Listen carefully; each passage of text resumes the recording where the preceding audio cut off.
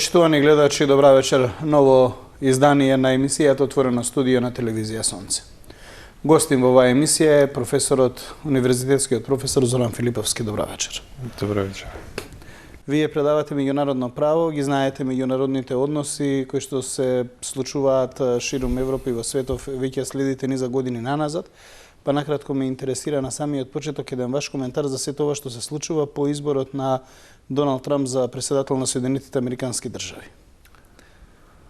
Па морам да кажам дека во принцип изборот на стариот председател на Соединетите Американски држави, Доналд Трамп, во однос на неговата политика нема да има некои драстични промени во однос на тоа што го имаше во претходниот мандат и до она што го има во веќе истакнато во неговиот говор, односно што го истакна во неговиот говор, а и со првите акти кои што ги потпише како председател, може да се види дека сепак има некој континуитет од она што го работеше во минатото, во однос на имиграцијата, особено во однос на имиграцијата. Така што единствено што може би има некоја новина е ставот што го зборуваше околу свртеноста кон внатре, кон американското општество или еден вид изолационизам од надврешниот свет. Иако мислам дека тоа неговата администрација малку го ублажи, затоа што неговиот став беше дека е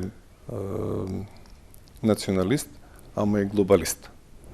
Што морам да кажам дека тие два правци се малку различни, но во своето работење излага дека всушност тој ќе го има акцентот на американската економија, повеќе на вооружувањето, а помалку ќе биде застапена Америка, односно Соединетите Американски држави во светот. Во едно од неговите излагања тој кажа дека во принцип Соединетите Американски држави не сакаат да им кажуваат на светот како да се однесува, како да се поклонува, што ќе рече не сака да биде светски полицаец. Мислам дека тоа е еден вид негов мајндсет, затоа што председателот Трамп доаѓа од реалниот сектор. Тој не е политичар по вокација. Тој е бизнисмен и неговиот мајндсет така е и поставен. И сите политички одлуки што ги носи, или политичар од кариера, например, не е, сите негови одлуки што ги носи се фундирани на економските придобивки. Начинот на кој што се го гледа НАТО денес е фундиран на економски параметри. Затоа и тој во неговиот став и во неговите изјави зборува дека партнерите ќе мора малку да придонесуваат повеќе за НАТО, односно тоа јавно го апострофира на финансиските импликации, затоа што до сега Соединетите Американски држави се најголем финансиски поддржувач на НАТО, и оттаму неговата идеја дека НАТО треба да биде преструктуриран, а и нормално заради тоа што тој не сака сега веќе да биде премногу застапен во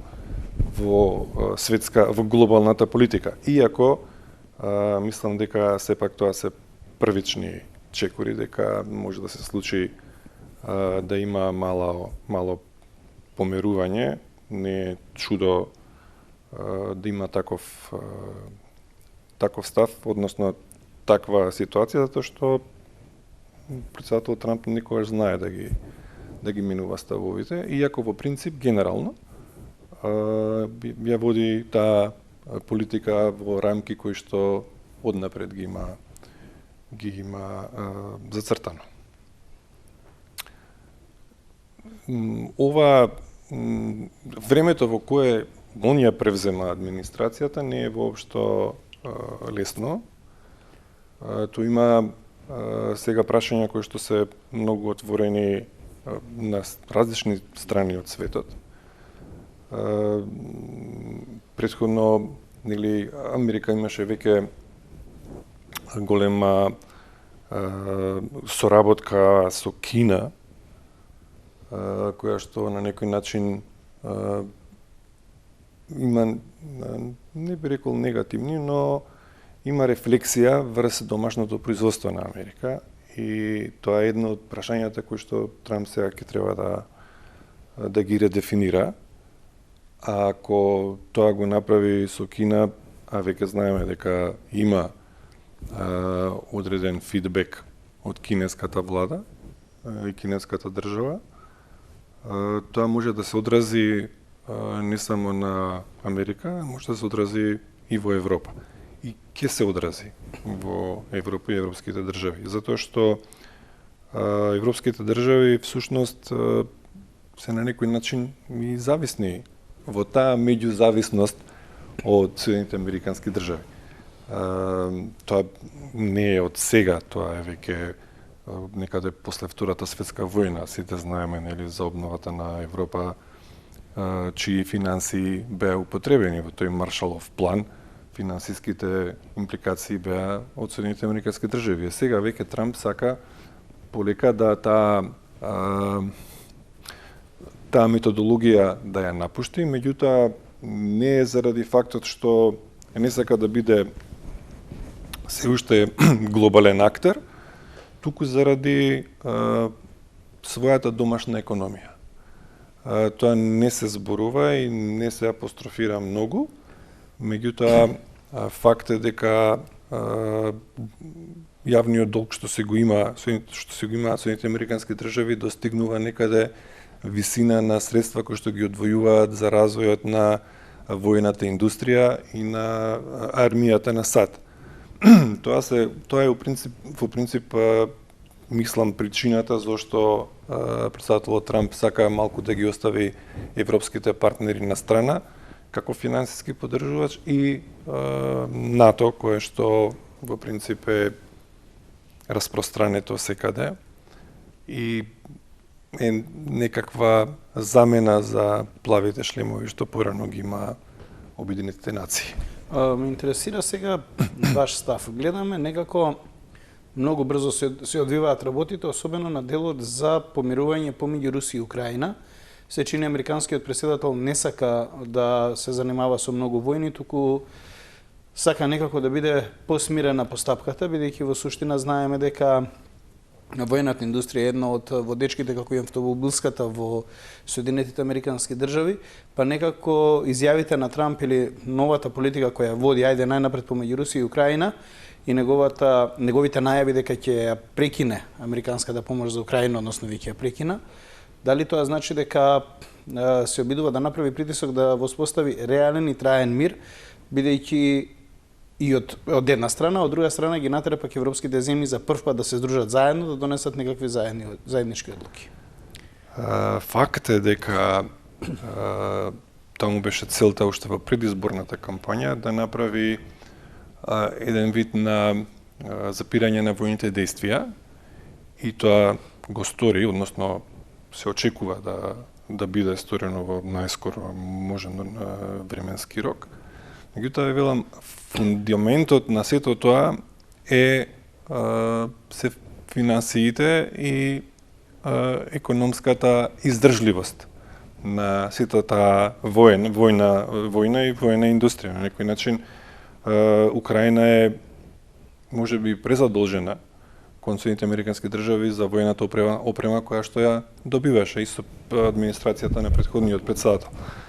Така што тоа е една од причините. Втора причина е што има таа негова филозофија дека треба да има некаков сојуз меѓу големите сили.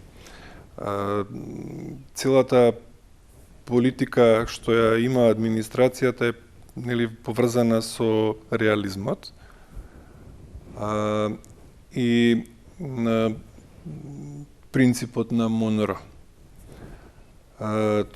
Еден од американските претседатели. Значи, реализмот е всушност и она филозофијата на реалистите е моќта, да се прикаже моќта наспрема меѓузависноста, која што пак се дели на зависност и меѓузависност. Зависноста е кога имате две земји кои што во своите меѓусебни односи имаат трговски секаква вид на соработка, меѓутоа едната од нив зависи од поголемата и на појаката земја секогаш може да ги минува договорите и обврските кои што ги има кон другата земја. Значи, во случајов сепак неговата администрација е поблиска до реализмот. Значи, не се откажуваат од моќта што имаат Соединетите американски држави во светот, а од друга страна сака да ја запре војната во Украина заради меѓу другото заради човечките жртви, а и заради веќе оној граничен дел на економската издржливост. Напоменав и претходно дека сепак и Америка нема средства кои што се кои што не може да се потрошат. Од друга страна, американското општество и Соединетите американски држави сега веќе на своји плеќи имаат и Европа во однос на природните ресурси, кои што до вчера европските земји ги земаа од Русија. Мислам дека во принцип договорот со Русија, односно ублажувањето на политиката со Русија или пак доближувањето на политиката кон Русија не е нешто што е новина за Трамп. Трамп тоа го правеше и во претходниот мандат. Он сакаше да има поблиски односи со Русија, таа причина што он секогаш сака да има сојуз на моќни земји. Малку го напушта оној принцип на мултилатерализам и сега неговиот став е да има мултиполаризам, мултиполаризам, во кој што Соединетите американски држави сепак ќе го имаат приматот. Сега, кога имате мултиполаризам, тоа значи дека имате земји кои што имаат иста економска или воена моќ, или бар приближна, и кои што можат на некој начин да го своите интереси да ги канализираат со договор. Тој мултиполаризам постоеше до падот на Советскиот сојуз, односно дисолуцијата на Советскиот сојуз, и кога Соединетите американски држави станаа навистина полицајец, светски полицајец. Кога имате монополарен свет, тогаш секогаш имате повеќе војни, затоа што интересите се насочени кон една суперсила. Во мултиполарниот свет интересите се поделени и тогаш повеќе е застапен мирот и развојот. Затоа велам дека неговата интенција е да има мултиполарност, се движи кон мултиполарност, пошто бидејќи е свесен дека веќе не може да постои монополарен свет, но сака да го задржи приматот на Соединетите американски држави да бидат лидер во таа мултиполарна клима на односи. Европската унија ме интересира овој сегмент. Што се случува тука? Бидејќи видовме пред неколку денови самит во кој што беа само дел од членките на Европската унија или така наречената Стара Европска унија заедно со Британија. А вчера имаше нов самит каде што Европската унија излезе со еден заклучок за мир во Украина, односно постигнување на траен мир. Флоскул или реченица која користи Доналд Трамп веќе подолг период. Добро,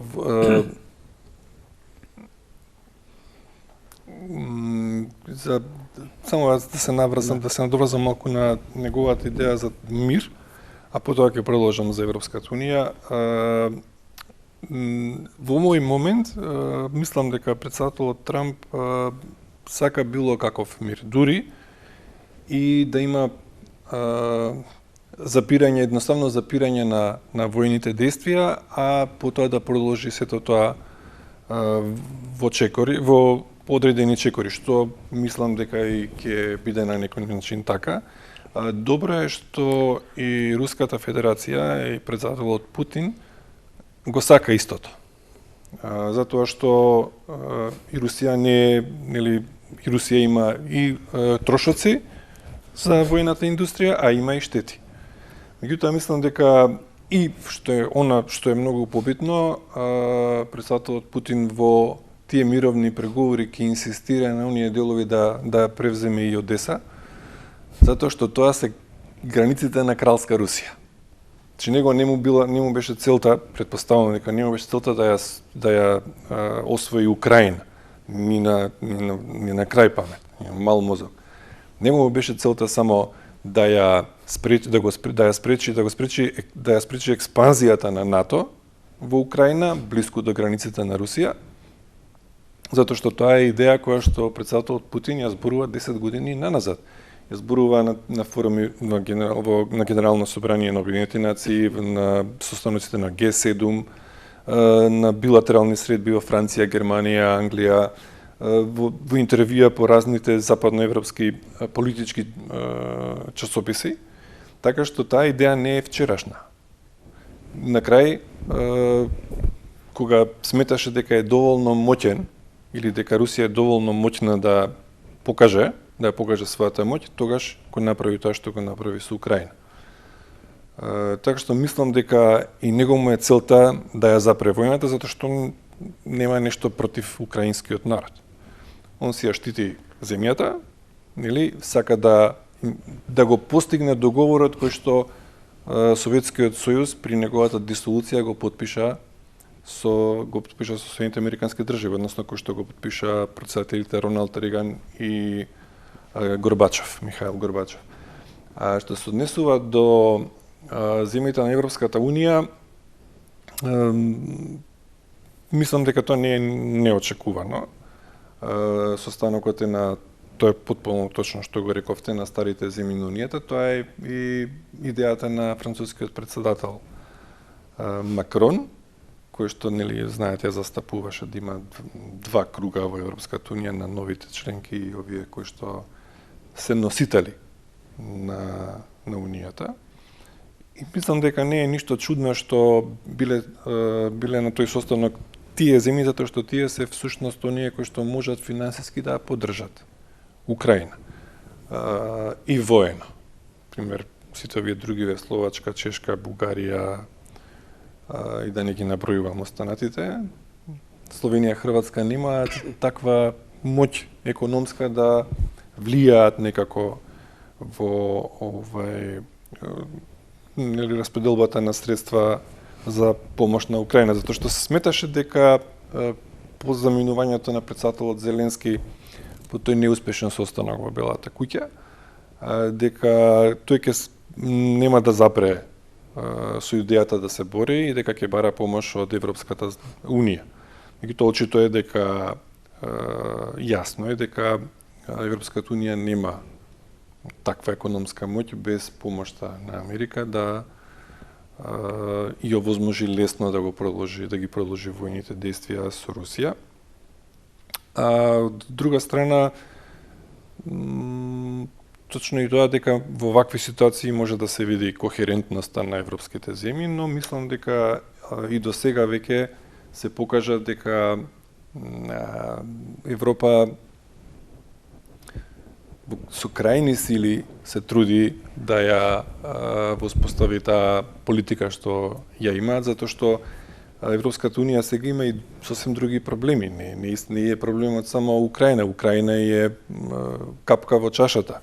Европската Унија имаше и се уште има проблеми со миграцијата, поготово на мигрантите од Африка, кои што доаѓаат во Италија или некои делови од европскиот брег.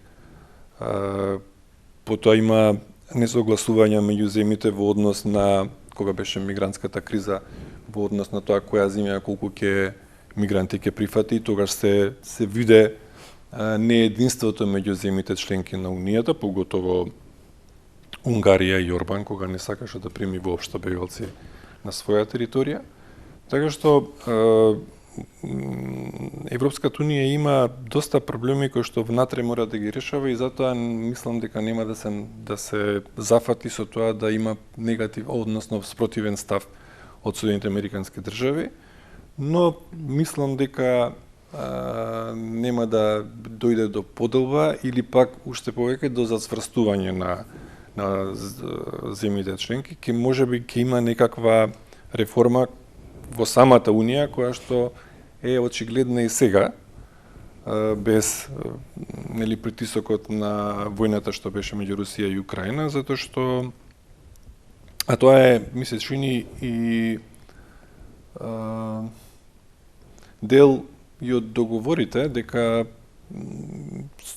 Русија ќе има некакво влијание во Европа, доколку Соединените американски држави решат да имаат полуизолациона политика, односно да се насочат кон внатрешните прашања и внатрешната економска состојба. Но сега за сега е многу рано да се даваат такви прогнози, но мислам повеќето од научните работници, а и експертите го укажуваат тоа дека Русија ќе има влијание, поголемо влијание во Европа. И се од друга страна пак мислам и дека овој договор мировен што е со Украина ќе го искористи претседателот Трамп за своите проблеми што ги има со Кина. Имајќи предвид дека Русија има добри односи со Кина, ќе бара да рускиот претседател влие да има некои подобри економски односи со Кина. Така што ништо не е случајно во меѓународната политика, ниту пак е ова еден алтруистички став на претседателот Доналд Трамп, дека сака крајен мир. Точно е дека сака крајен мир, секој го сака, меѓутоа тој мир е пред се тоа барање и е фундирано пред се на финансиите, на економијата и нормално на интересите на Соединените американски држави. Како го оценувате повторното барање на Зеленски за нова средба со Трамп? Веќе и најавија дека ќе имаат уште една средба недека во текот на следната недела, каде што украинскиот претседател е подготвен повторно и да го потпише договорот за минералните суровини, ама најверојатно и да ретерира од неговата цврстина. Како го оценувате тој сегмент и дали тоа можеби ќе биде пресвртница кога ќе се запре сета оваа работа?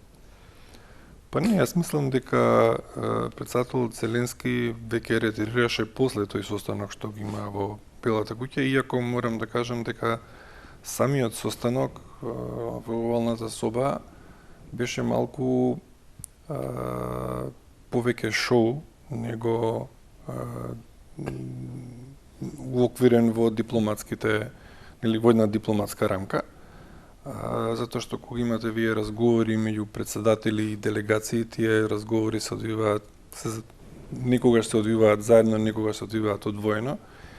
И сами знаете, долго време сте надвршно политички новинар, никогаш до сега не имало случај така отворено да има да се пренесува разговорот од Белата куќа, поготово не кога дел од администрацијата на претседателот Трамп го водеше главниот збор. Додека и на таа средба претседателот Трамп беше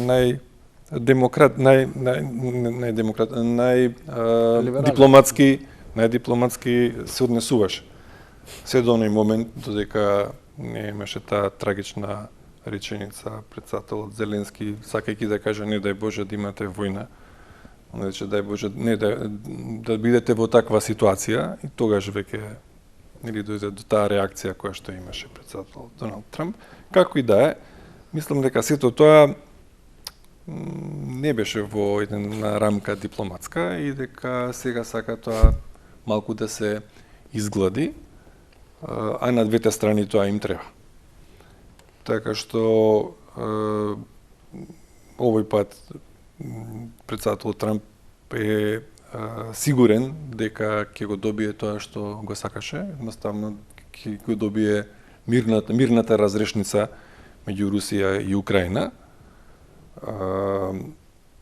дека се тоа веќе е сега разговори кои што ќе бидат чисто повеќе практични отколку нели политички. Тука ќе се разговара веќе за тоа, за методологијата на работа, како тоа се ќе се заврши, отколку како тоа политички ќе се рефлектира. И нормално е да на таква средба не привлече некое големо внимание. Мислам големо внимание, таа ќе има внимание, него нема да биде таква тензија каква што беше предходно. Она што може да биде нели некаква што може да има негативни реперкусии од сета оваа ситуација е всушност за Европската Унија, затоа што тој полуизолационизам на Соединетите Американски држави негативно ќе се одрази на економската состојба на Унијата, поготово на земјите како што се Германија, Франција и Италија. Највеќе на Италија и Германија, затоа што они имаат најголеми и најблиски односи со Соединетите Американски држави, на што го споменавте со автомобилската индустрија и воена индустрија, но сепак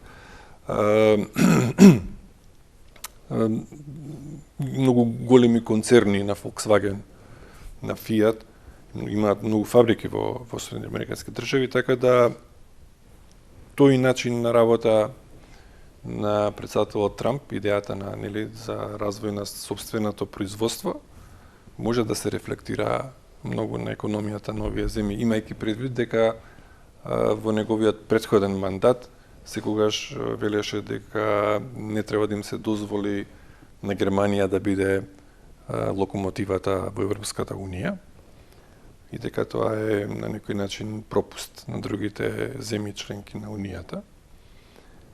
Од друга страна пак, она што го направи со првите административни акти по доаѓањето на власт кога доаѓањето во Белата куќа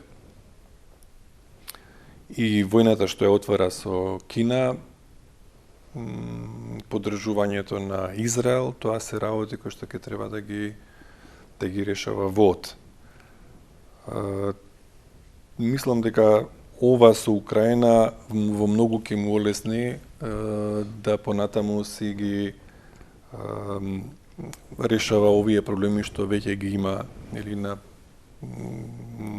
својата агенда, односно што Америка ги има како немали залаци, поготово не односите со Кина. Ајде, со Израел тоа е веќе работа која што во принцип е на некој начин уходена. Израел е нели најблизок соработник на Соединетите Американски држави во тој дел од светот. Но како ќе се одвива ситуацијата со Палестина, тоа иако се смета Нетањаху дека оваа ситуација многу добро ќе му нели самиот избор на претседателот Трамп многу ќе му придонесе нему за по слободен пристап во неговата политика кон Палестина или во неговите војни действија кон Палестина, но сметам дека